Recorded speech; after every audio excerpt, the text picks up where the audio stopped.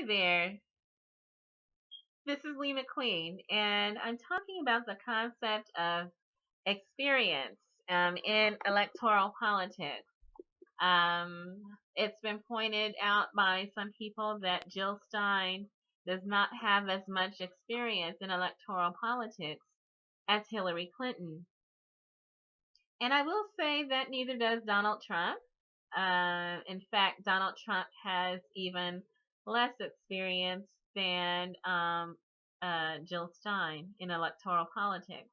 But if we were to rank all four major party presidential candidates by experience, Hillary Clinton might be the top on that, but then there's also Gary Johnson, who served 2 terms as executive of New Mexico, the governor. And then also we have Jill Stein, who would rank below Gary Johnson and Hillary Clinton in terms of electoral politics. She served 2 terms as part of the town meeting, or I guess it's the town council in Lexington, Massachusetts. She's run for office several times on statewide level and did not win those elections, but she's also worked in the community on voting reform and then also voting referendums and ballot initiatives and things like that, kind of outside the system but affecting the system. She's also worked on environmental issues, lobbying for persuading and actually getting certain polluting types of energy sites shut down based on the amount of harm they cause the environment and public health. So she's worked within the system on a local level and then outside the system too, but affecting the system.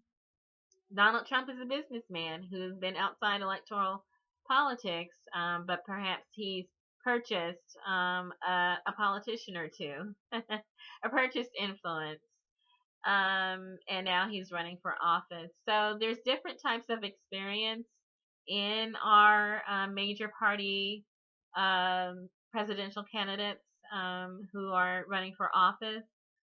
Um, Jill Stein has been in the system and then been outside the system. But the type of experience we're talking about, it's electoral experience. But then there's also a different type of experience that's very troubling. If we can say anything about Jill Stein, is she does not have experience in the lobbying for a 1994 crime bill, we'll say, or a economically devastating free trade deal called NAFTA, or even Trans-Pacific Partnership. Jill Stein does not have that type of experience.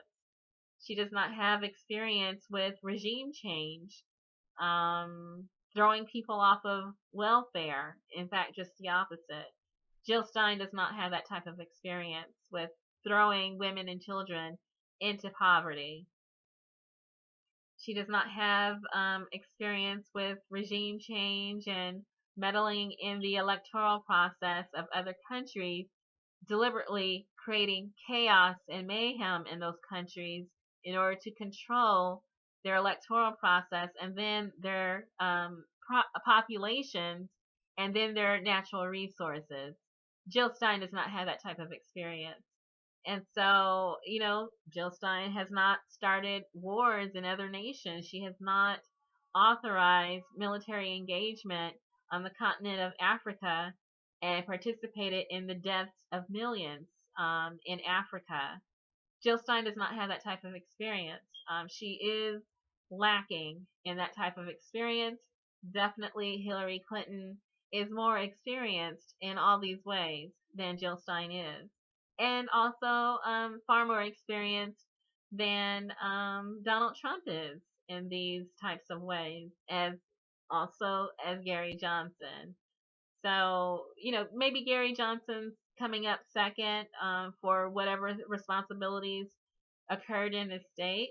of Mexico, New Mexico, but apparently he was a popular governor who actually worked well in the state of New Mexico. And so, there's experience and then there's experience, and what type of experience are you, the voter, looking for?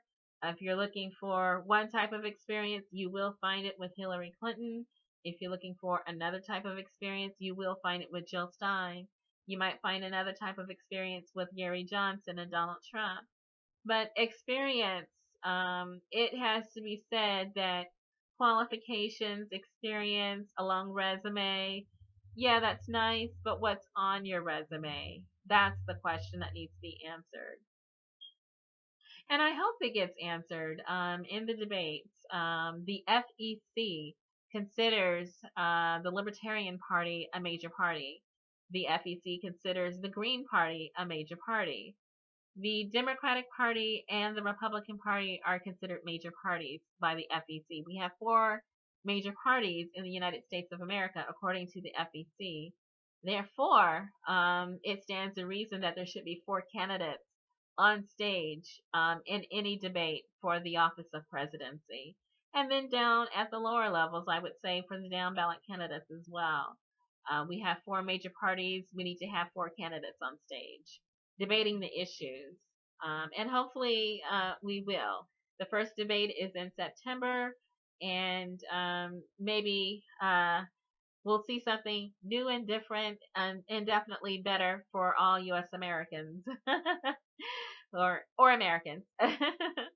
At least these resumes and these types of experience and these qualifications will be inspected and discussed and considered fairly.